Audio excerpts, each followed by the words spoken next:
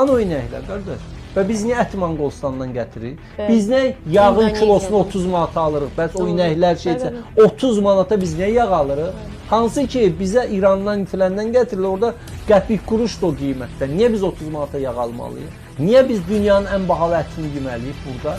Və hani statistikada deyir ki, iri buynuzlu və xırda buynuzlu heyvanların sayı azalıb Azərbaycanda. Niyə azalıb bə? Hani bə damazlıq gətiririk, filan gətiririk. Nə oldu bə? Və sosial yardımla insanlara pay veririk.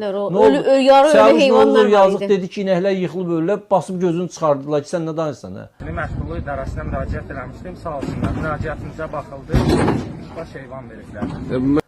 Yazıq az qala dedi ki, üzr istəyirəm, bağışlayın. Yəni Bunların hamısı faktdır, bunların hamısı bizim həyatımızın içərisindədir, görüntülərdə də var. Heç kəs bunu inkar İnək yıxılıb ölü dəyəri sürüşdü. Adam danışır və inək belə yıxıldı. Dəyəri sürüşdü. Və bunların hamısı dediyim kimi bizə bunun əksini sübut eləyəcək bir şey də yoxdur. Közümüz görüb və